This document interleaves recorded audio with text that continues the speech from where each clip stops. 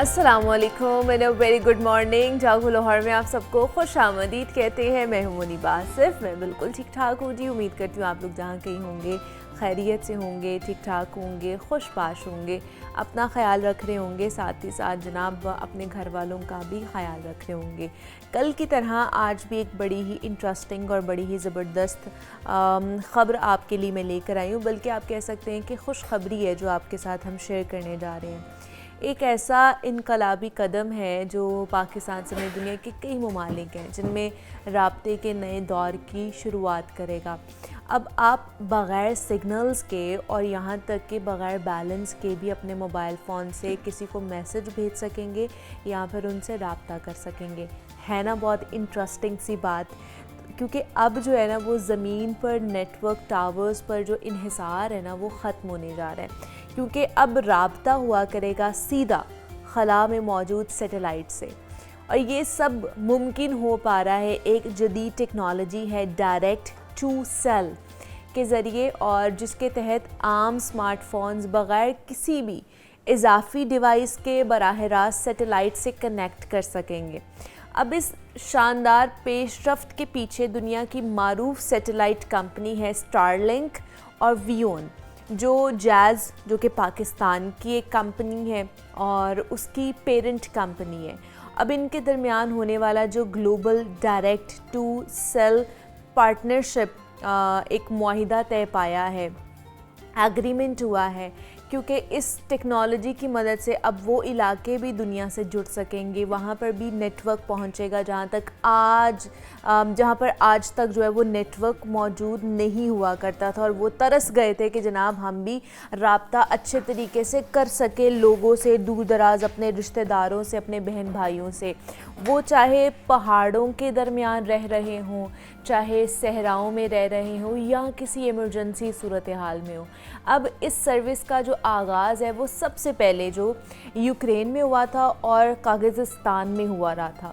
اب کیونکہ پاکستان میں بھی اس کو چونکہ ریگولیٹری منظوری اس کی ہوگی, اس کے بعد جلد اس کی راہ بھی ہموار کی جائے گی. تو میں تو چاہتی ہوں کہ جناب اس چیز کو لے کر آیا جائے پاکستان میں. آبویسلی اس کے ذریعے ہماری جو ٹیلی کمیونیکیشن کمپنیز ہیں ان کو بھی فائدہ ہوگا, عام عوام کو بھی فائدہ پہنچے گا, گورنمنٹ اٹ سیلف اس سے بہت زیادہ بینیفٹس حاصل کرے گی.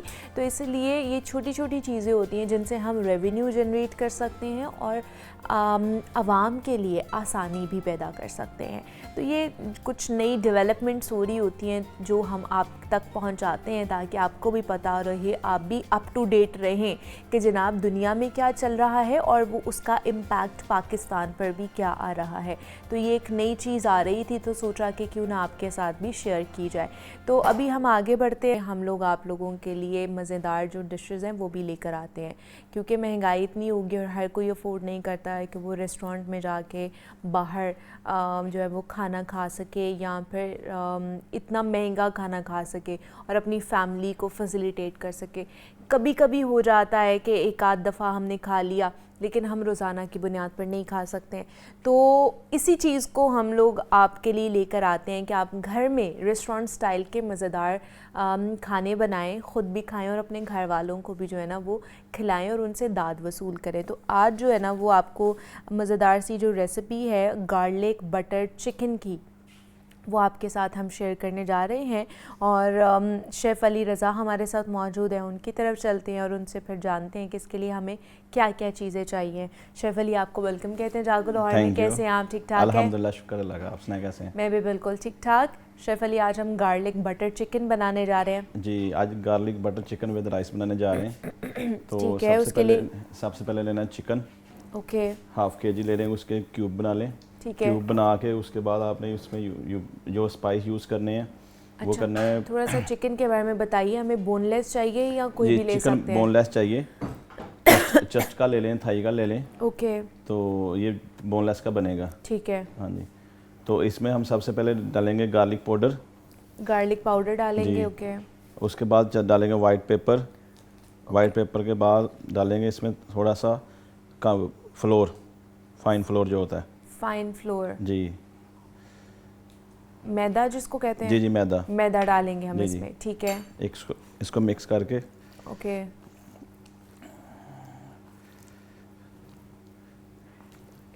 इसमें आप गार्लिक की जगह पे गार्लिक पेस्ट भी डाल सकते हैं। अच्छा, अगर आपके पास गार्लिक पाउडर नहीं है, जी जी गार्लिक पाउडर नहीं है तो गार्लिक पेस्ट तो डाल लें आप। ठीक है, गार्लिक पेस्ट डाल लें, ठीक है। तो इसको करना है हमने शैलो फ्राई। अच्छा, बस इसमें यही स्पाइसेस जी जाएंगी बिल्कुल और यही उसके स्पाइसी, बाद और इसके बाद इसको इसका बैटर हम, बनेगा। ठीक है। अभी जो है वो आप लोगों ने चिकन लेना है और चिकन में जो स्पाइसेस हैं वो गार्लिक पाउडर आपने डाला है, वाइट पेपर डाला है आपने, जी, जी। और अंदर जो है ना वो आपने थोड़ा सा मैदा डाला है जी मैदा डाला। और उसको मिक्स करके अब वो उसको हल्का हल्का शैलो फ्राई किया जा रहा है। बड़ा अच्छा सा कलर, लाइट गोल्डन कलर का इसका जो कलर है ना वो आ चुका है।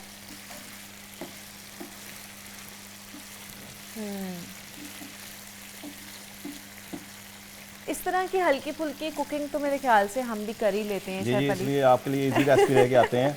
इतनी मुश्किल ताकि आप लोग भी कर सकें जी, जी। कुकिंग और मैं भी कर सकूं, क्योंकि हमारे पास इतना टाइम नहीं होता ना कि हम बहुत ज़्यादा जो इंग्रेडिएंट्स के साथ जो है वो कर सके, बिकॉज पहली दफ़ा बनाना होता है इस तरह का खाना। जी जी तो वो फिर हल्की फुल्की इंग्रेडिएंट्स के साथ जो मज़ेदार भी बन जाए और इसमें इतनी ज़्यादा इंग्रेडिएंट लिस्ट भी ना हो, तो इस तरह का फिर रेसिपी होना बहुत ज़रूरी है। तो शेफ़ अली कोशिश यही करते हैं कि इस तरह की, हाँ इंशाल्लाह आपके लिए मैं वही स्पाइस लेके आता हूँ जो रेगुलर घर में यूज़ होते हाँ। हैं, और बहुत कम स्पाइस यूज़ करते हैं हम।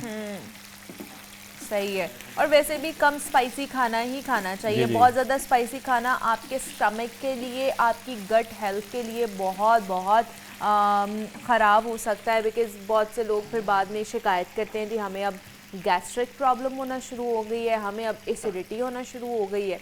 तो जितना आप कम नमक मिर्च के अंदर खाना पकाएंगे, खाना खाएंगे, उतना ही आपको वो मज़ेदार भी लगेगा और आपकी सेहत भी अच्छी रहेगी। हाँ, पहले तो थोड़ा बहुत आपको आप मुँह नाक चढ़ाएंगे ज़रूर कि भाई टेस्ट ही नहीं आ रहा, हाँ हाँ लेकिन जैसे जैसे आप उस टेस्ट को अडॉप्ट करना शुरू कर देंगे फिर आपको उसमें ही मज़ा आना शुरू हो जाएगा। क्योंकि ये नमक मिर्च जो है, ज़्यादा नमक मिर्च ठीक है, आप ऐसे भी नहीं हो सकता कि बिल्कुल ब्लैंड ही खाना नहीं शुरू नहीं कर बिल्कुल दें, ब्लैंड नहीं खा वो तो सकते, खा भी नहीं जी, सकते खा हैं भी ना नहीं वो, सकते ना। अगर टेस्ट ही नहीं है, बिल्कुल जी, भी जी। टेस्ट नहीं खाने में, तो उसका भी मज़ा नहीं आता है। जैसे कहते हैं ना कि हर चीज़ परफेक्ट हो, नमक जी। परफेक्ट ना हो तो वो रेसिपी अच्छी नहीं लगती है। रेसिपी में ऐसे कह लें जैसे घर में मम्मा के बगैर घर नहीं चलता, हाँ। ऐसे नमक के बगैर कोई रेसिपी नहीं चलती। एग्जैक्टली, नमक के बगैर जो है ना वो कोई डिश अच्छी नहीं हाँ बनती है। जी। तो इसीलिए ना नमक जो है ना वो हमारी कुकिंग का बादशाह है, लेकिन उसको भी एतदाल में रह के इस्तेमाल करना चाहिए। बहुत ज़्यादा जी। नमक का भी इस्तेमाल जो है वो मुज़रे सेहत हो सकता है, हम वो भी आपको बताते रहते हैं। हल्का फुल्का नमक, लेकिन जो इसमें पक जाता है नमक, उसका ऐसा ज़्यादा नुकसान नहीं होता है। ज़्यादा नुकसान उसका है शेफ़ अली जो कि हम ऊपर जी, से जी, ऊपर से, स्प्रिंकल कर रहे जी, जी। होते हैं, अलग से मंगा के, ओए होए नमक से कट हो गया, नमक लेके आओ, नमक लेके आओ, जो बाद में ऊपर से डालते हैं ना वो सबसे बुरा होता है, वो आपने थोड़ा अवॉइड करना है उससे। तो ये हमारा जो है ना ये चिकन शैलो फ्राई हो रहा है, उसके बाद हम इसकी सॉस जी बनाएंगे। इसकी सॉस बनाएंगे। ठीक है। ये शैलो फ्राई हो गया, ओके, तो इसकी हम लोग सॉस बनाने लगे हैं। ठीक है। ये आप लोग देख भी सकते हैं कि बहुत ही क्यूट सा कलर जी जी कह सकते हैं आप इसको, हल्का हल्का ब्राउन भी है, हल्का हल्का ये गोल्डन कलर भी इसका आ चुका है। तो आपने इतना ही इसको भी फ्राई करना है और उसके बाद फिर हम इसको भी थोड़ा सा और कर लेंगे। अब इसमें हम लोग राइस डालेंगे। जी जी ठीक है। खुशबू जो है ना वो बहुत अच्छी आ रही है, बटर की भी, और जो गार्लिक हमने यूज़ किया है ना उसकी भी बड़ी अच्छी आ रही है। इसमें भी हम बटर यूज़ करेंगे। जी जी बटर यूज़ करना है। ठीक है, क्योंकि बटर है ना तो बटर यूज़ करें। ठीक है, आज सारी रेसिपी हमारी बटर के अंदर ही बनेगी। ओके,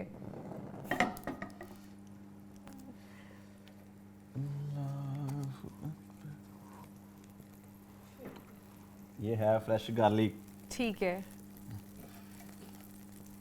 फ्रेश गार्लिक हमने इसमें डाला है।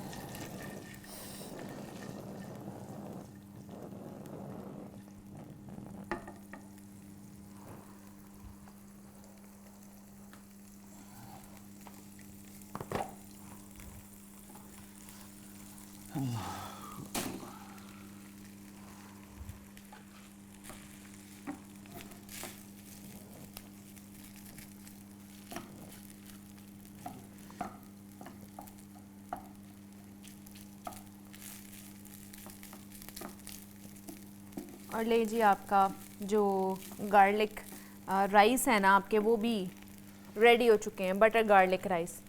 اس میں بھی ہم اچھا نمک ڈالیں گے. جی جی مجھے لگا شاید میدا ڈالنے لگے. نہیں میدا نہیں ڈالنا اس میں. ٹھیک ہے, اس میں تھوڑا سا نمک ڈالیں گے, تھوڑا سا گارلک پاؤڈر ڈال رہے ہیں ہم. جی جی اوکے ٹھیک ہے, آپ کی مرضی. اگر آپ کو بہت زیادہ گارلک نہیں پسند ہے تو آپ اس کو اسکپ بھی کر سکتے ہیں, ایون دو کہ آپ گارلک رائس کو بھی اسکپ کر سکتے ہیں. آپ زیرہ رائس جو ہے نا اس کے ساتھ کھا سکتے ہیں. آپ ایگ فرائیڈ رائس بھی آپ کہہ رہے ایگ فرائیڈ رائس بھی بنا سکتے ہیں, وہ بھی آپ کھا سکتے ہیں. آپ مسالہ رائس یا آپ ایون دو کہ سادے والے جو بوائل رائس ہوتے ہیں آپ وہ بھی کھا سکتے ہیں, no problem. It's up to you کہ آپ نے اس کے ساتھ کیا آپشن جو ہے نا وہ لے کر چلنا ہے. نہیں تو آپ نے رائس بھی اسکپ کرنے, آپ روٹی کھا لیں. روٹی بھی نہیں کھانی, آپ خالی کھا لیں. آپ کے پاس بہت سارے آپشنز ہیں, ڈفرینٹ آپشنز ہم نے آپ کو دے دیے ہیں. بس آپ بنائیں ضرور, آپ گھر بنائیں اور گھر والوں کو مزیدار سا جو یہ گارلک چکن ہے یہ بنا کے کھلائیں اور پھر ان سے داد وصول کریں. اور پھر ہمیں بھی ضرور بتایا کریں کہ جناب آپ کو کیسا لگی ہے ہماری ریسیپیز جو شیف ہمارے لے کر آتے ہیں یہاں پر, اچھی لگی ہے بنائیے جب آپ نے, گھر والوں کو کیسی لگی ہے. اور اگر آپ لوگ کسی بھی ریسیپی کو جاننا چاہتے ہیں, آپ لوگ چاہتے ہیں کہ کوئی ریسیپی آپ کو بتائی جائے آپ کے اکارڈنگلی, تو آپ وہ بھی ہمیں بتا سکتے ہیں کہ جنہیں کہ اگلی دفعہ جو ہے نا آپ یہ والی ریسیپی لے کر آئیں ہمارے لیے, تو ہم اس کو بھی آپ لوگوں کے لیے لے کر آئیں گے. تو یہ ہمارا جو آج کی ریسیپی ہے گارلک بٹر چکن وہ ریڈی ہو چکا ہے. ساتھ ہی ساتھ جو اس کے گارلک رائس ہیں وہ بھی ریڈی ہو چکے ہیں. اور اب اس کی ہم جا رہے ہیں پلیٹنگ کی طرف. اچھا آپ نے یہ لیمن بھی رکھا ہوا ہے, یہ ہم نے کہیں نہیں یوز کیا. یہ لیمن آپ لاسٹ پہ یوز کرنا ہے اس میں چکن میں. اچھا وہ چکن میں ہم یوز کریں گے. اوکے ابھی اسپرنگ اونین بھی یوز کرنے ہیں. اوکے اور لیمن بھی یوز کرنا ہے. ٹھیک ہے. اب اس میں گارنش ہو رہی ہے اسپرنگ اونینز کی. اوکے تو اس میں یوز کریں گے لیمن. اچھا اس کو اوپر سے جو ہے نا وہ آپ نے نچوڑنا ہے. صحیح ہے ٹھیک ہے. اور اگر لوگ جو ہے اس کو اور زیادہ شیف علی تھک کرنا چاہ رہے ہیں پیوری کو یا اس کی جو گریوی کو, اس کے لیے کیا کریں؟ اس کے لیے بس تھوڑا سا ہیٹ دے دیں, یا تھوڑا جا پہلے ہی آپ نے تھک کرنے کا موڈ ہے آپ کا تو تھوڑا سا اس میں اسٹارچ بھی ایڈ کر سکتے ہیں آپ. اچھا اور اس میں میدا بھی یوز کر سکتے ہیں. اور میدا بھی, اور بہت سے لوگ کہتے ہیں جی ہم نے اگر میدا یوز نہیں کرنا تو وہ کریم یوز کر سکتے ہیں یا کریم نہیں کر سکتے؟ کریم یوز کر لیں آپ, کریم اچھی ہے. اور اس کے بعد اگر چیز یوز کرنی ہے آپ نے تو چیز بھی اس میں یوز ہو جائے گی. اچھا صحیح ہے. اس کو مطلب اگر آپ اور بھی زیادہ تھوڑا سا کریمی لک دینا چاہ رہے ہیں, کریمی ٹیسٹ لینا چاہ رہے ہیں اس کا, تو آپ اس میں کریم یوز کر سکتے ہیں. ایون دو کہ اب جیسے بن گیا اب کریم یوز کریں گے یہ اس سے پہلے نہیں, لاسٹ میں کریم یوز ہوتی ہے. لاسٹ پہ کریم یوز ہوگی, اور اگر چیز یوز کرنی ہے تب بھی وہ لاسٹ پہ ہم نے سب سے لاسٹ میں یوز ہوگی. ٹھیک ہے جی. کہ اگر آپ نے یہ دونوں چیزیں بھی یوز کرنی ہے تو آپ ان کو لاسٹ میں, جیسے اب یہ لاسٹ اس کا فنش ہو چکی ہے اس کی کوکنگ جو ہے, اس کو بس ہلکا سا گرم کریں تو آپ اس میں جو ہے نا اس کو ڈال سکتے ہیں, کریم بھی اور چیز بھی اس میں یوز کر سکتے ہیں. ٹھیک ہے.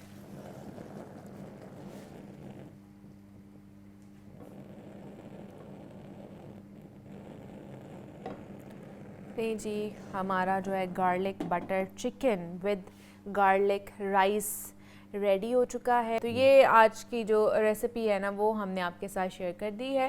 کچھ پرو ٹپس بھی اگر آپ لوگوں کو چاہیے ہوتی ہیں تو آپ وہ بھی ہم سے کانٹیکٹ کر سکتے ہیں. ابھی کے لیے شیف علی سے اجازت لیتے ہیں ہم, اور chef Ali thank you so much کہ آپ آئے اور آج کی ریسیپی آپ ہمارے لیے, ہمارے دیکھنے والوں کے لیے لے کر آئے ہیں. بریک لیتے ہیں, بریک سے واپس آئیں گے تو جناب مزید گیسٹ سے آپ کی ملاقات کراتے ہیں.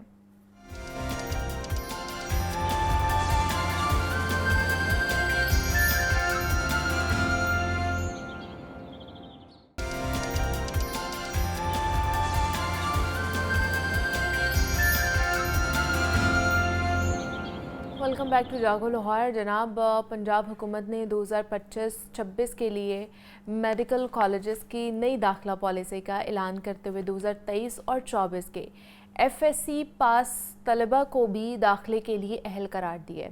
اب یہ فیصلہ حال ہی میں ایف ایس سی مکمل کرنے والے جو مستحق اور محنتی اسٹوڈنٹس ہیں ان کے لیے سخت مایوسی کا باعث بنا ہوا ہے. تو اس پہ بات کرنے کے لیے نعیم مسعود صاحب ہمارے ساتھ اسٹوڈیوز میں موجود ہیں, تجزیہ کار ہیں, ان سے بات کرتے ہیں, ایجوکیشنسٹ بھی ہیں.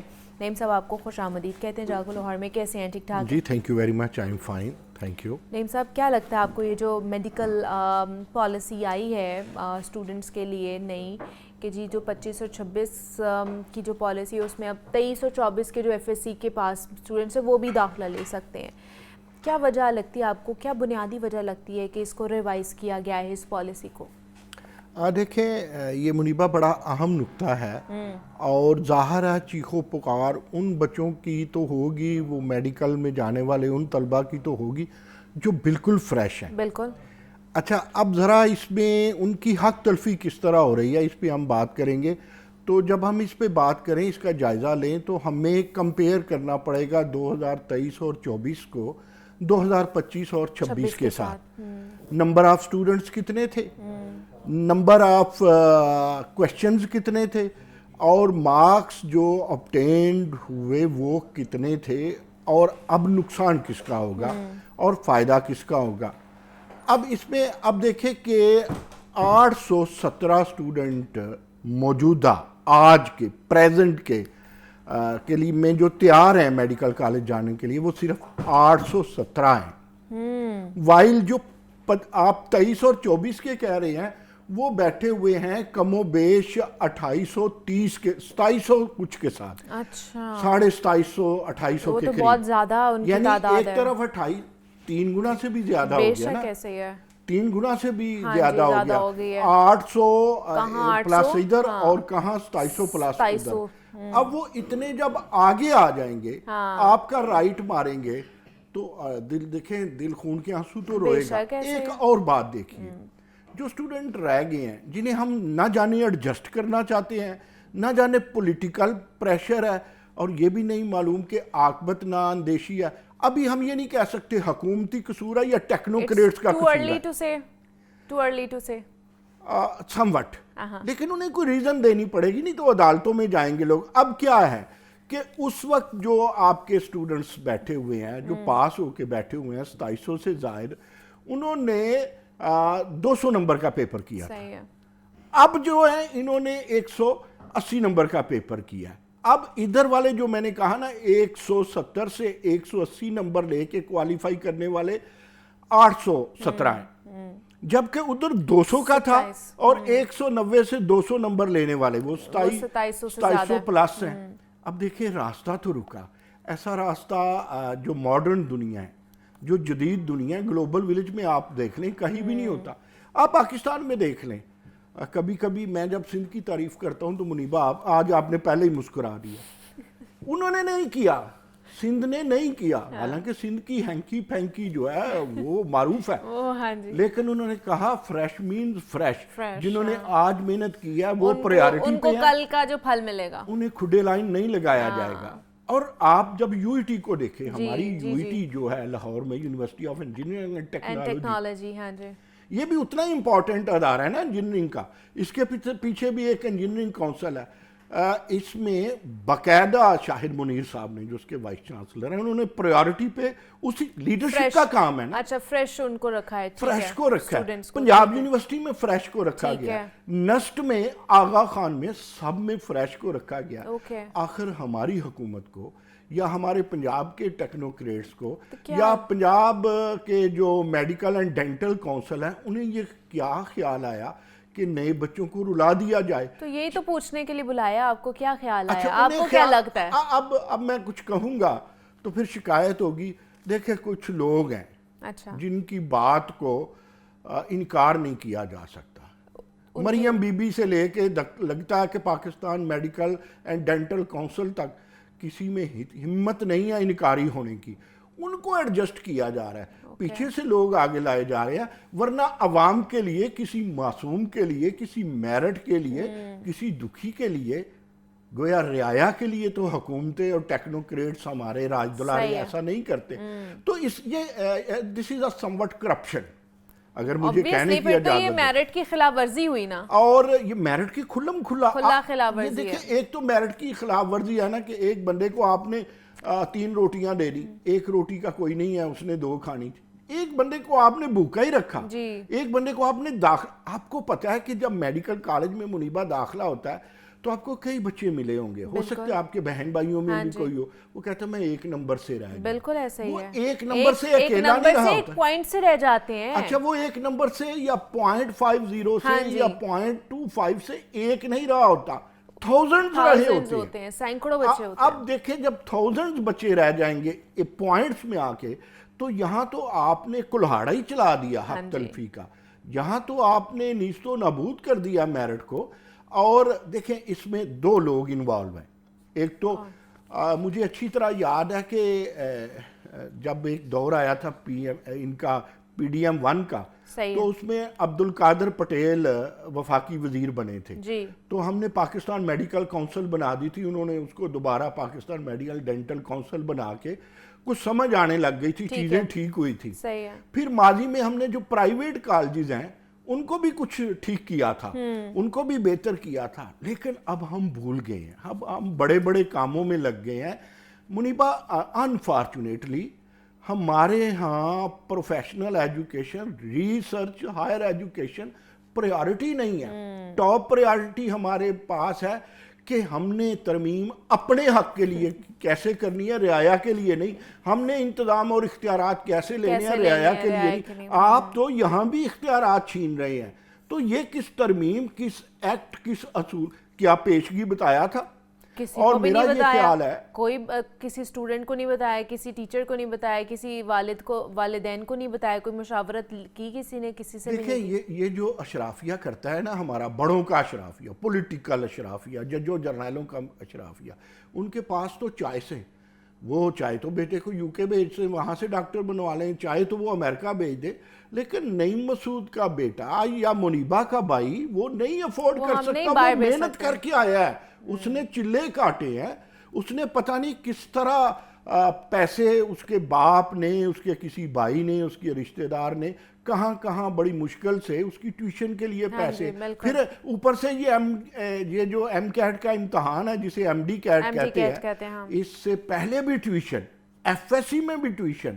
اچھا جو ٹیوشن نہیں پڑھتا تو وہ پھر صرف پڑھتا ہے 24 آور میں 20 آور پڑھنے والا بچہ ڈیلی, اور 2 سال جس کی آنکھیں رہ گئی ہوں, آپ اچانک اس پہ کلہاڑا مار دیتے ہیں, آپ اچانک اسے چھری مار دیتے ہیں, تو آپ پھر کہتے ہیں جی وہ جی پاکستان میں برین ڈرین ہو رہا ہے. وہ ستیہ ناس جائے توڑا, برین ڈرین کیوں نہ ہوگا؟ اب یہ جو سینکڑوں بچے فرسٹریٹڈ ہوں گے تو یہ باہر ہی جائیں گے, یہ باہر ہی جائیں گے. اس میں سے بھی غریب کا بچہ تو مزدوری پہ جائے گا, بالکل وہ تو کہیں جا کے کسی ہوٹل پہ لگے گا, کسی ورکشاپ پہ لگے گا, کہیں کنڈکٹر لگے گا, کہیں. غریب کا بچہ کہاں جائے گا؟ میں منیبا بحثیت استاد بہت سارے لائق فائق بچوں کو جانتا ہوں کہ جو ہوٹل پہ جنہوں نے کام کیا, صرف والدین ان پڑھ تھے. اب بھی دیکھیں نا آپ کی سچی مچی کی جو ایوریج ہے, جو لٹریسی ریٹ ہے, وہ کچھ اور ہے, کہتے ہم کچھ اور ہیں. تو وہ اصل بات کیا ہے؟ عدالت کو بھی, ایڈمنسٹریشن کو بھی, وزیر اعلیٰ کو بھی, PMDC کو بھی, ان سب کو دیکھنا ہوگا کہ حق تلفی سے دورس نہیں. تو آپ کو لگتا ہے اس فیصلے پر نظر ثانی کی جائے گی؟ دیکھیں میرا تو خیال ہے, میں تو پورا امید ہوں کیونکہ یہ بلنڈر ہو گیا. اچھا یہ بلنڈر ہو گیا. میں چاہتا تھا میں کڑی باتیں نہ کروں, تکلف میں رہوں. دیکھیں جنہوں نے کیا ہے وہ مانے بھی تو نا کہ ہم سے بلنڈر ہوا ہے, پھر ہی جا کے وہ نظر ثانی کریں گے نا مسعود صاحب. نہ کریں منیبا, کبھی چور چوری کر کے ماننا ہے. وہی تو بات ہے. اب دیکھیں سیاستدان نے یا ٹیکنوکریٹ نے مسجد سے جوتا تو نہیں اٹھانا, اس نے تو میرٹ ہی اڑانا ہے نا. تو وہ مانیں گے, وہ آپ کو 1000 تجاویز دیں گے جی. جو سوال اگر اٹھتے ہیں وہ بھی میں آپ کو بتا دیتا ہوں کہ دیکھیں جی پچھلے بچے بھی پاکستانی ہیں, دیکھیں جی پچھلے بچوں کا بھی وقت ضائع ہوگا, دیکھیں جی پچھلے بچے کہاں جائیں, تو اس میں سے کوئی 10-12 رہ جائیں گے. ایسا نہیں ہوگا. مجھے تو اللہ نہ کرے ایسا ہو. میں ان لوگوں میں سے ہوں جو بلیور ہیں کہ ہائر ایجوکیشن پرائیویٹ سیکٹر میں پنجاب کے جس طرح ہاسپٹل کے بغیر نہیں چل سکتی, اس طرح یہاں بھی نہیں چل سکتی, اور مدد کر رہا ہے پرائیویٹ سیکٹر. دیکھیں جب آپ گورنمنٹ سیکٹر میں یہ کچھ کریں گے, ایسے ظلم ڈائیں گے, بچے پھر پرائیویٹ سیکٹر کی طرف جائیں گے نا. پرائیویٹ سیکٹر تو وظائف بھی دیتا ہے, انجینئرنگ سے لے کے میڈیکل تک. اچھا جب وہ وظائف دیتا ہے وہ ٹیلنٹ دیکھتا ہے. آپ دیکھیں گے, میں نام نہیں لوں گا, کہ لاہور کی ایک یونیورسٹی سب سرکاری یونیورسٹیوں کو پیچھے چھوڑ کے مستقبل میں رینکنگ میں ٹاپ 100 میں چلی جائے گی. ابھی ہم ٹاپ 300 تک نہیں ہیں پرائیویٹ جائے. کیوں جائے گی؟ کہ وہاں سیٹ بیٹھ کے غریب کا بھی سوچتا ہے, امیر کا بھی سوچتا ہے, کسی سے چھینتا ہے, کسی سے دیتا ہے. اور آپ حکمران ہو کے جہاں غریب کے بچے نے جانا ہے, جہاں جن کے پاس وسائل کم جانا ہے, آپ اس کے راستے میں پھاٹک لگا رہے ہیں کہ بھی آپ میڈیکل میں نہیں جائیں گے. میں آپ کی وساطت سے اور آج کے پروگرام کی وساطت سے, کیونکہ رونا آپ میرے ساتھ ایجوکیشن کا روتے ہیں, میں ایجوکیشن اور سیاست کو الگ ہی نہیں کرتا. نہیں ہے, میں دیکھیں خود ہی وہ لے کر آ رہے ہیں سیاست, یہ چولی دامن کا ساتھ ہے ایجوکیشن کے اندر بھی. ایگزیکٹلی. آپ کی لیڈرشپ سیاست کی ہو, ریاست کی ہو, ٹیکنوکریسی کی ہو, بیروکریسی, اللہ معاف کرے جس طرح کے بیروکریٹ ہیں. یہ نقصان ہے جی, قوم کا نقصان ہے, بچوں کا نقصان ہے, برین ڈرین بڑھے گا, حکومت پہ حرف آئے گا. اور میں یہ سمجھتا ہوں کہ جتنی خدا ترس نظر آتی ہیں مریم نواز شریف, اس سے عادی بھی ہوئی اگر وہ, تو یہ معاملہ وہ ان تک جب جائے گا یہ حل ہو جائے گا. آپ نے جو احسان کیا آج والدین پہ اور ان سٹوڈنٹس پہ, میں آپ کو سلیوٹ کرتا ہوں اور امید رکھتا ہوں مریم کے کانوں تک کوئی نہ کوئی تو پہنچائے گا.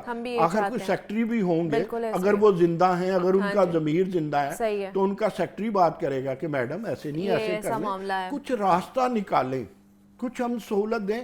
پاکستان میں ایک فیشن ہے, ٹھیک ہے, وہ فیشن میں آپ دیکھ رہے ہیں بار بار گھڑی کی طرح. نہیں آپ بتا دیں, آپ فیشن بتا دیں. فیشن یہ ہے کہ ہر بندہ کہتا ہے میں سچ بول رہا ہوں, باقی سارے جھوٹ بول رہے ہوتے ہیں, لیکن اصل میں یہ سب سے بڑا جھوٹ ہے کہ وہ سچ بول رہا ہوتا ہے. اور حکومت اگر سچی ہے, اگر سچ کا ڈرامہ نہیں کرتی تو پھر انہیں ان بچوں کا جو ایف ایس سی والے بچے میڈیکل میں جانا چاہتے ہیں, ان کو فریش بچوں کو پریارٹی پہ لائیں 23-24 واروں کے لیے.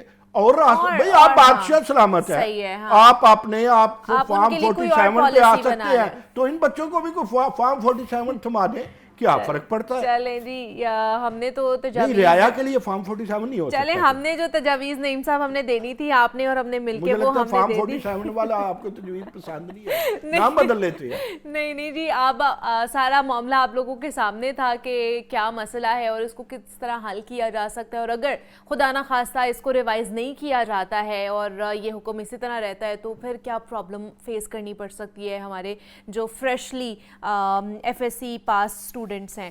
تو امید ہے کہ پنجاب حکومت جو ہے نا اس کے اوپر ضرور نظر ثانی کرے. نعیم مسعود صاحب ہمارے ساتھ موجود ہیں, انالسٹ ہیں, اور نعیم صاحب تھینک یو سو مچ, بہت شکریہ آپ آئے, اس کے اوپر بات کی. جناب, لرننگ ڈس آرڈر ایک ایسی ذہنی کیفیت ہے جس میں جو بچہ ہے وہ عام ذہانت رکھنے کے باوجود بھی پڑھنے لکھنے بولنے یا پھر حساب کرنے میں نا اس کو دشواری محسوس ہوتی ہے. کہ اگر آپ کا بچہ اس پرابلم سے کہہ لیں کہ جونج رہا ہے, اس کو لرننگ ڈس آرڈر ہے, تو وہ اس کو کس طرح بہتر کیا جا سکتا ہے.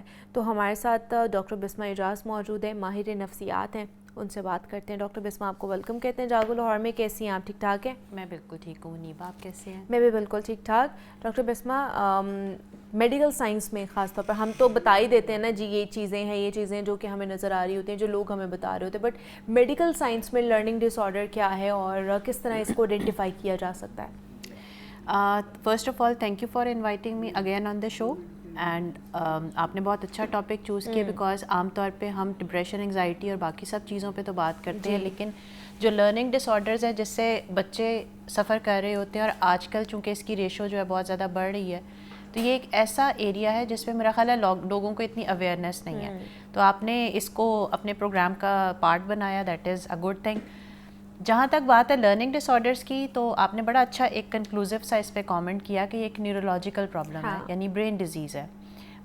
آڈینس کو سمجھانے کے لیے نیورولوجیکل پرابلم کیا ہوتی ہے, ہماری پوری باڈی جو ہے یا ہمارا پورا جسم جو ہے, ہاں جتنے بھی کام کرتا ہے, جتنی بھی بیہیویئر شو کرتا ہے, ایکشنز کرتا ہے, اس میں ہمارے برین کا پرائمری رول ہے, یعنی ہمارا دماغ جو ہے وہ اس سارے ایکشنز کو کنٹرول کرتا ہے. اگر ہم نارملی بیہیو کر رہے ہیں, that means our brain is healthy. لیکن اگر کسی طرح کا کوئی موٹر پرابلم ہے, کوئی سائیکولوجیکل پرابلم ہے, کوئی فزیکل پرابلم ہے, تو کہیں نہ کہیں اس میں آپ کا برین جو ہے وہ افیکٹڈ ہوتا ہے, جس کی وجہ سے آپ کی باڈی اس وجہ سے اب نارملی بیہیو کر رہی ہوتی ہے. اب جو لرننگ ڈس آرڈرز یا لرننگ ڈسیبلٹیز ہیں, اس کی بیسس جو ہے وہ بیسکلی نیورولوجیکل ہی ہے. دیٹ مینس کہ برین اسٹرکچر یعنی دماغ کے کسی حصے کی ساخت اور اس کا فنکشن وہ عام नॉर्मल ब्रेन से, हेल्दी ब्रेन से डिफरेंट है। तो जब एक मशीनरी फ़र्क होगी, एक मशीन का जो एक पुर्जा है वही प्रॉपरली काम नहीं कर रहा, तो इसका मतलब है कि वो मशीन काम नहीं करेगी। सही है। सो बेसिस इसकी ये हैं, मेडिकल साइंसेज यही कहती कि ब्रेन स्ट्रक्चर और brain function has a problem, that's why the child is affected and has learning disabilities. ठीक है, बट इसके रीजंस क्या हो सकते हैं लर्निंग डिसऑर्डर के, या ये जो चेंजेस आ रही हैं, डिसेबिलिटी आ जाती है उसकी ब्रेन के अंदर, इसकी क्या वजह क्या है?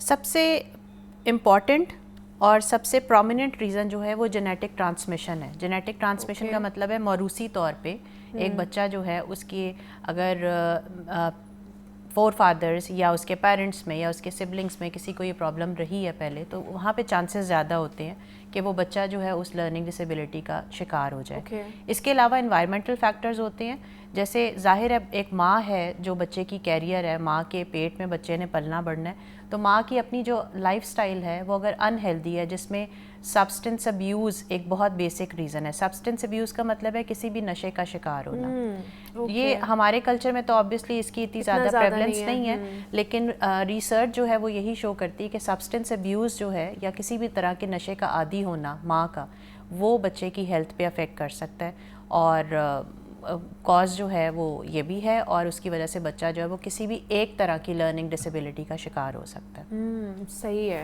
अच्छा, ये यानी कि बच्चा पैदा ही इस डिसेबिलिटी के साथ होता है? जी, क्योंकि देखें ये बेसिकली ब्रेन स्ट्रक्चर में प्रॉब्लम है ना। तो बच्चा जो है वो माँ के पेट में जब पल रहा है, बढ़ रहा है, और उसका जो ब्रेन है वो अनहेल्दी वे में डेवलप कर रहा है, तो वो जड़ जो है वो वहीं पे लाई करती है, और फिर जब वो पैदा होता है तो उसको प्रॉब्लम्स आहिस्ता आहिस्ता जब वो होश संभालता है और वो स्कूलिंग की लाइफ में आता है, तब असल में ये जो सिम्टम्स हैं ये ज़्यादा प्रोमिनेंट होने शुरू हो जाते हैं। अच्छा, ये पहले नहीं पता चलता है, ये स्कूल लाइफ में जाके पता चलता है? लर्निंग डिसेबिलिटी है ना, दैट मीन्स कि the child is unable to learn properly. अगर हम इसकी डेफिनेशन पे जा रहे हैं तो वो तो यही है, लेकिन इसकी डिफरेंट टाइप्स होती हैं मुनीबा। तकरीबन 5 तरह की इसकी टाइप्स हैं। पहले तो जो सबसे ज़्यादा प्रेवलेंट होती हैं, वो हम 3 टाइप्स हैं जो ज़्यादा प्रेवलेंट है, वो उसको डिस्कस कर लेते हैं। एक प्रॉब्लम है जिसको कहते हैं डिसलेक्सिया। डिसलेक्सिया जो है वो बेसिकली एक रीडिंग डिसऑर्डर है, जिसमें बच्चा जो है उसको पढ़ने में मुश्किल होती है।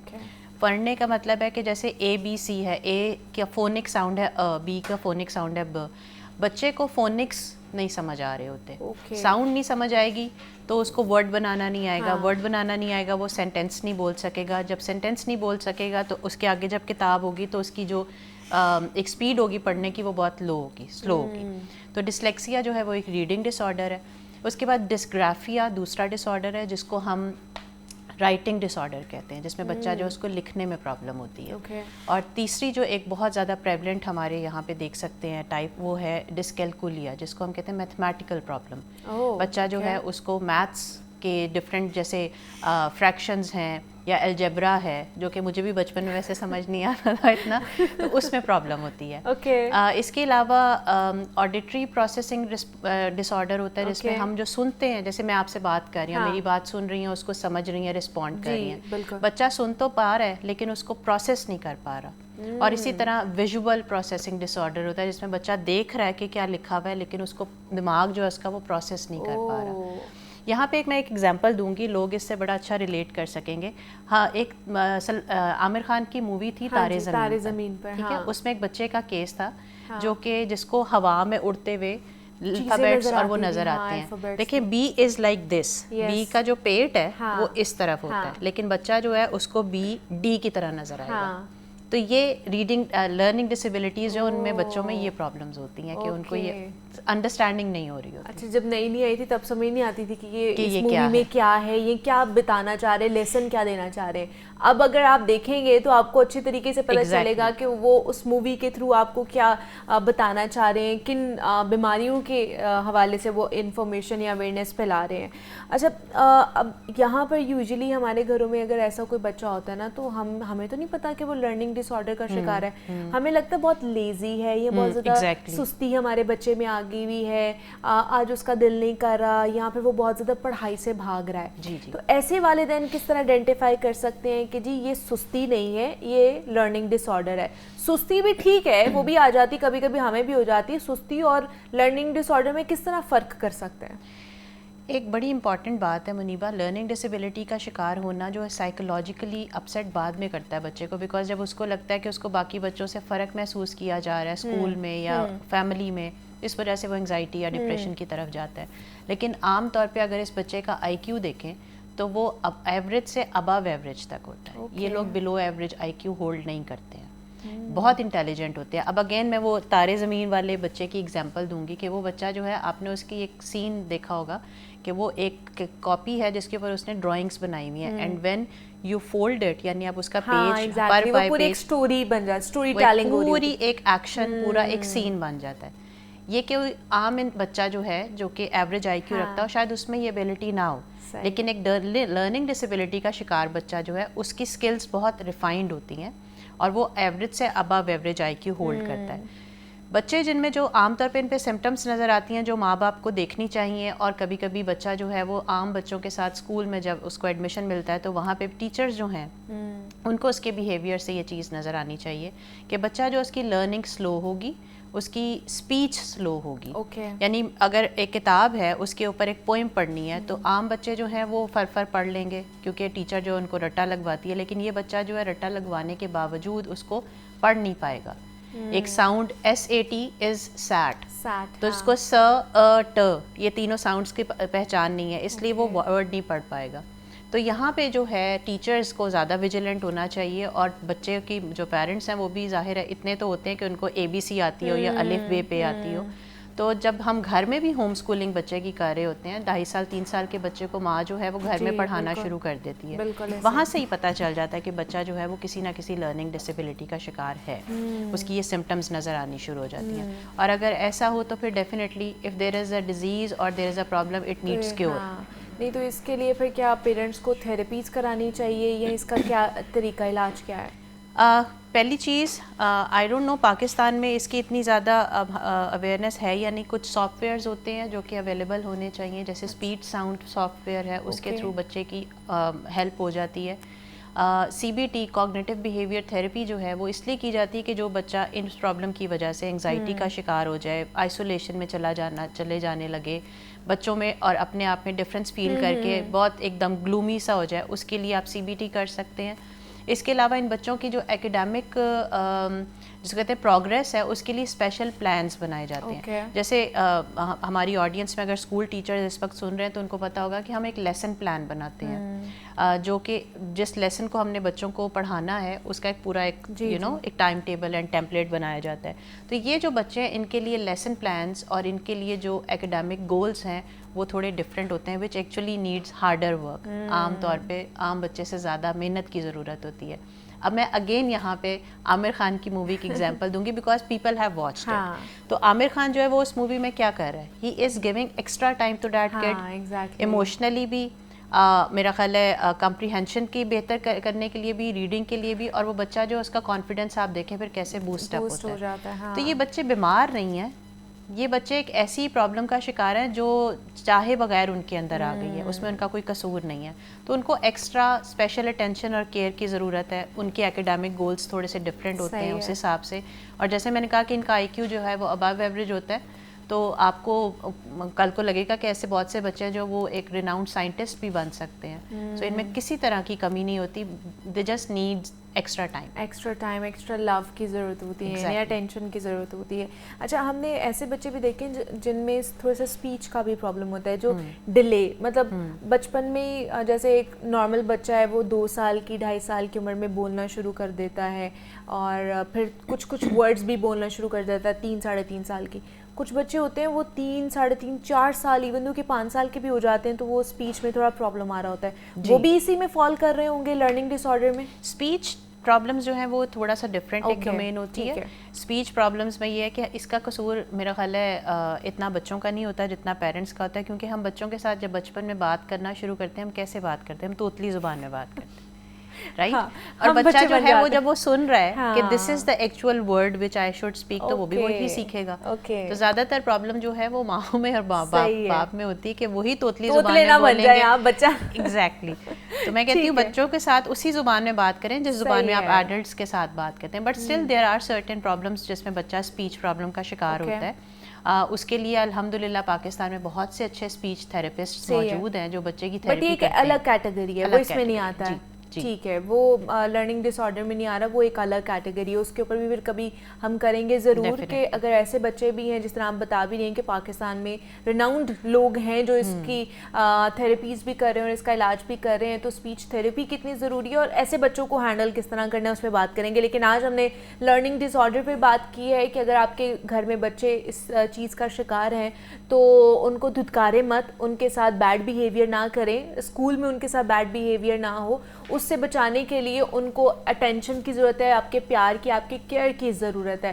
تو آپ تھراپیز بھی لے سکتے ہیں, کنسلٹ بھی کر سکتے ہیں. ڈاکٹر بسمہ اعجاز ہمارے ساتھ موجود ہی, ماہر نفسیات ہیں. Doctor Bisma, thank you so much for coming. My pleasure, thank you. Break لیتے ہیں, یہاں پہ ملتے ہیں اس بریک کے بعد.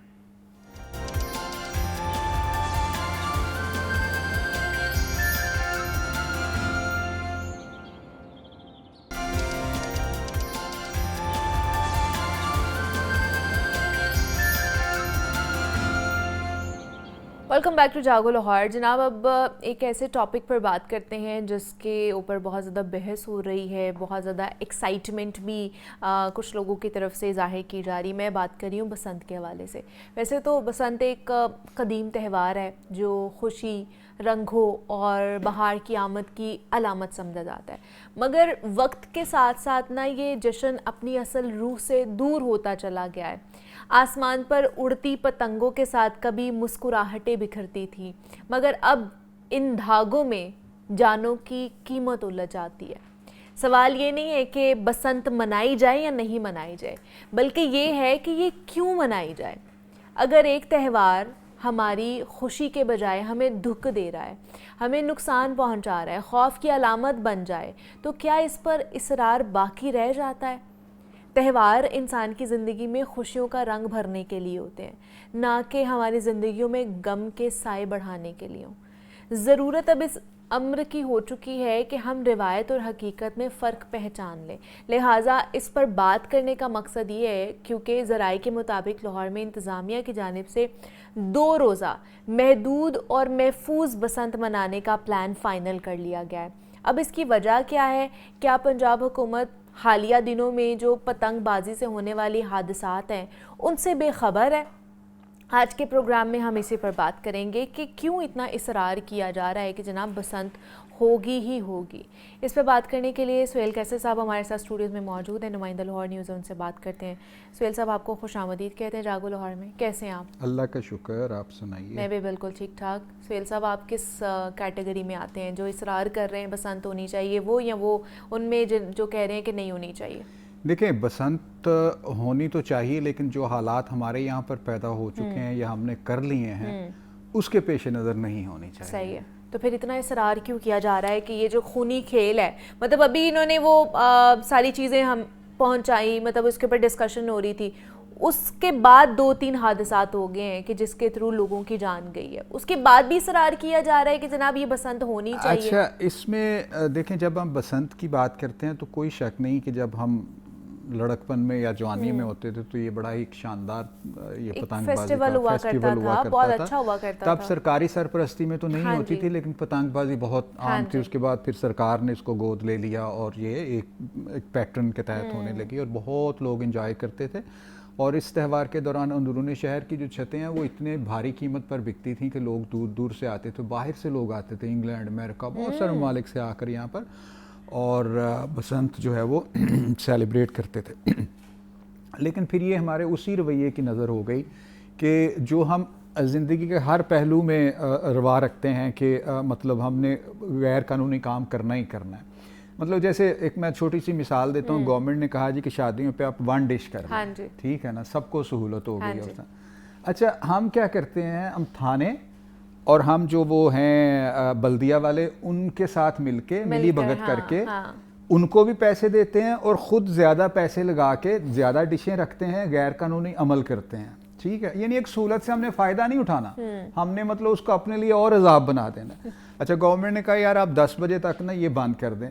اچھا, اب کیا کرتے ہیں ہم, صرف اپنی وہ دکھانے کے لیے نا ہم بڑے بااثر ہیں, ہم اس کو 10 بجے سے آگے لے جاتے ہیں اور پھر ملی بھگت کا سہارا لیتے ہیں. یہی معاملہ اس میں آیا کہ ہم ایک فیسٹیول منا رہے ہیں. ارے بھیا اس کے بارے میں تو یہ کہا جاتا ہے کہ وہ البیرونی جب 1000 سال 12 سال پہلے یہاں پر آئے تھے اور کتاب الہند ان کی بہت ہی مشہور ترین کتاب, بڑی شاندار کتاب, اس میں بھی انہوں نے یہاں کے جو تہواروں کا ذکر کیا برصغیر کے, اس میں بسنت کا ذکر ملتا ہے. ٹھیک ہے.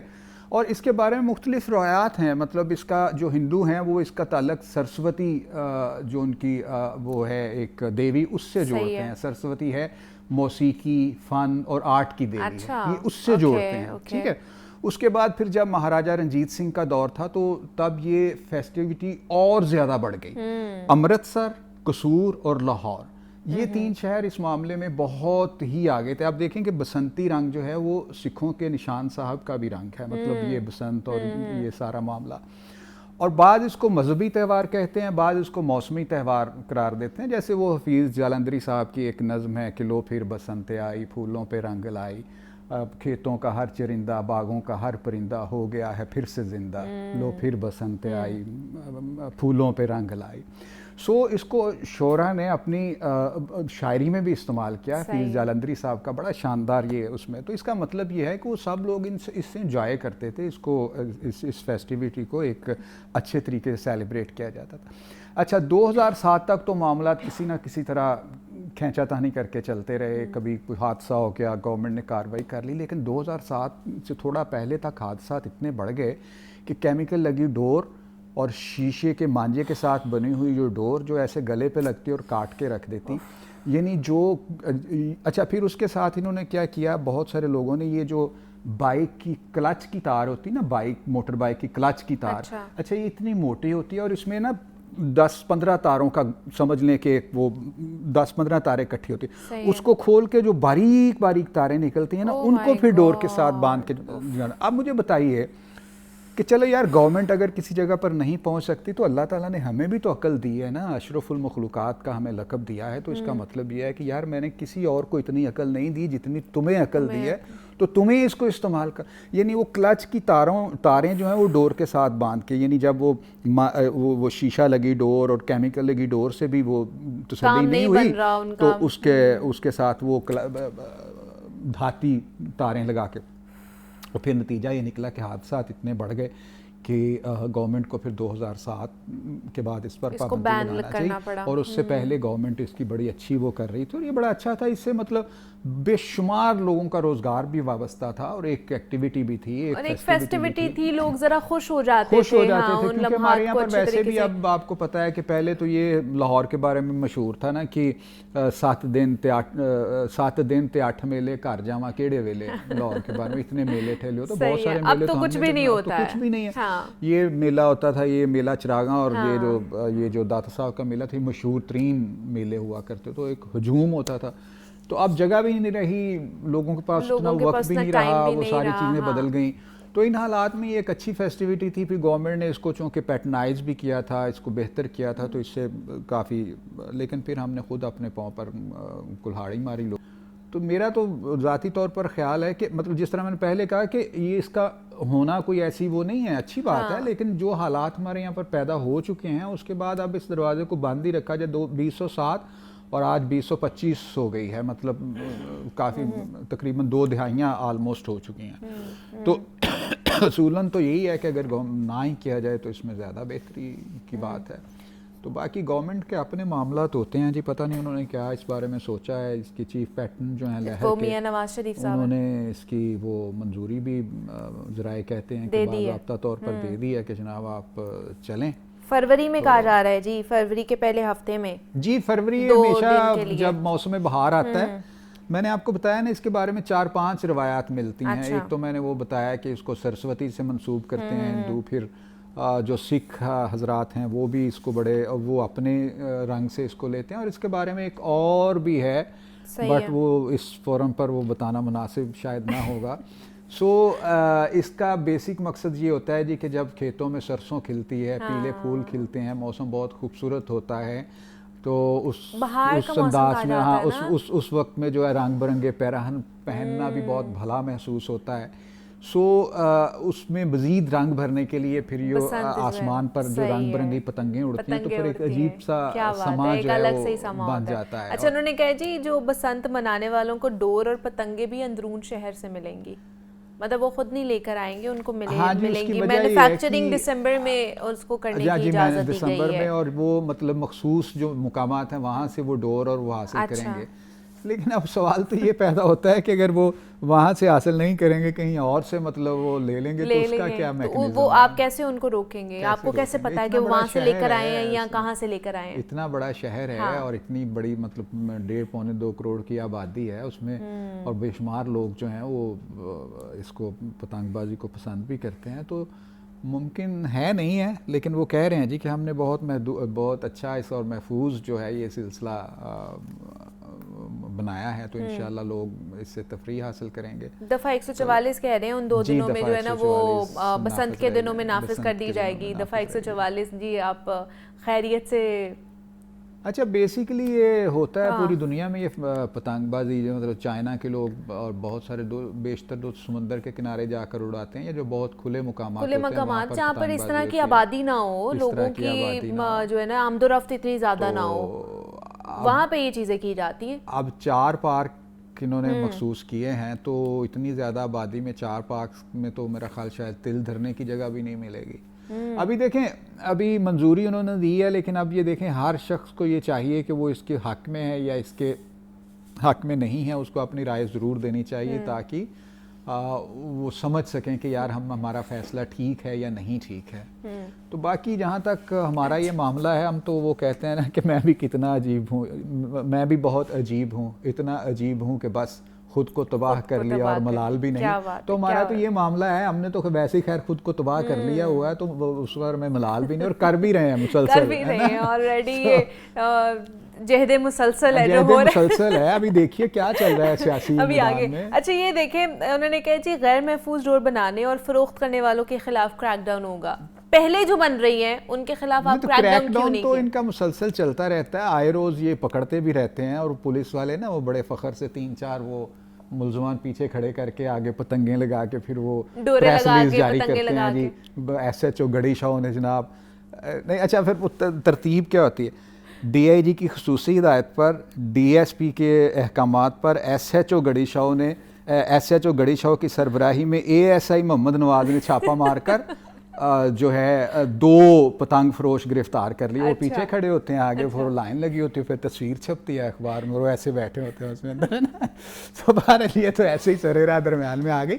تو کاروائی تو یہ کرتے رہتے ہیں, برآمد بھی ہوتی رہتی ہیں. دیکھیں نا اتنے عرصے سے پابندی ہے. لیکن مجھے یہ بتائیں کہ جو کاروائی کرتے ہیں ان لوگوں کو بھی پکڑتے ہیں, لیکن کیا وہ لوگ پکڑے جاتے ہیں جن کی ڈوروں کی وجہ سے لوگ جاں بحق ہوتے ہیں؟ دیکھیں کبھی وہ پکڑے گئے ہیں؟ یہ تو اندھی موت ہوتی جو فضاؤں میں وہ ڈولتی پھرتی ہے, کسی پہ بھی جا گرتی ہے. اب دیکھیں اب خدا نخواست ابھی یہ پچھلے دنوں جو بچہ وہ فارمیسی والا ہے جو جاں بحق ہوا, تو ابھی تک اس کے وہ نہیں کچھ پتہ چلا کہ کون لوگ تھے وہ. میرے علم تو نہیں ہے کہ وہ پکڑے گئے, کسی کو بھی نہیں پتا. اب پتہ نہیں وہ پتنگ کہاں سے کٹ کے آئی ہے, کہاں مطلب اس کے اوپر گری, اور اس کا وہ بیچارہ بس نامعلوم افراد کے خلاف مقدمہ درج کر لیا جاتا ہے نہیں نا. یعنی پتنگ تو دیکھیں اگر ایک بندہ دھرمپورے سے اڑا رہا ہے, وہ آگے صدر تک جا پہنچی, وہاں پر کٹی اور وہاں پر اس نے کوئی حادثہ, تو کسی کو کیا پتا کس چھت سے اڑی ہے, وہ ممکن ہے ہی نہیں. تو بہتر یہ ہے کہ نہ اس کو اگر نہ ہی اجازت یہ زیادہ مناسب ہے, تو زیادہ مناسب ہے کہ خدا نہ خواستہ ایک بھی حادثہ ہو ایک بھی حادثہ ہوا تو پنجاب حکومت کے اوپر بہت سارے سوالات جو ہے نا وہ اٹھیں گے. تو یہ ہے کہ جناب اگر آپ رعایا کی پرواہ کرتے ہیں یا عوام کی پرواہ کرتے ہیں تو ایسی چیزوں سے ہمیں اجتناب بھی کرنا چاہیے جس میں نقصان زیادہ ہے اور فائدہ کم ہے. سہیل قیصر صاحب ہمارے ساتھ موجود تھے, بسنت کے حوالے سے ہم بات کر رہے تھے. سہیل صاحب بہت شکریہ, تھینک یو کہ آپ آئے. اور جناب پروگرام کی کلوزنگ پر میں صرف یہی میسج دینا چاہوں گی, چونکہ وزیر اعلیٰ 30 کوپ کا کانفرنس کے لیے برازیل میں اس وقت موجود ہے, ایسے میں انہیں یعنی ان کی ٹیم سے یہ ہم کہنا چاہیں گے کہ لاہور آج بھی زہریلے اور مشکل فضا میں سانس لے رہے ہیں. لاہوریے خاص طور پر اسموک کہیں گئی نہیں تھی. ایک ہلکی سی بارش हुई थी जिसकी वजह से इसमें कमी ज़रूर वाक़ई हुई थी। अब 16 स्मॉग गन्स सड़क पर चलती हुई अच्छी तो लगती हैं, लेकिन ये गन्स लाहौर से स्मॉग के ख़ात्मे के लिए ऊंट के मुंह में ज़ीरे के बराबर है। तो आपको मज़ीद इक़दामात की ज़रूरत है जो देरपा हों। स्मॉग का रोग अब भी मौजूद है, आने वाले दिन में मज़ीद ये ख़तरनाक साबित हो सकता है। इसलिए हम सबको मास्क का लाजमी इस्तेमाल करना है और अपना बहुत बहुत सारा ख्याल रखना है। और हमें इजाज़त दीजिए, कल आपसे मुलाकात होगी। अल्लाह हाफ़िज़।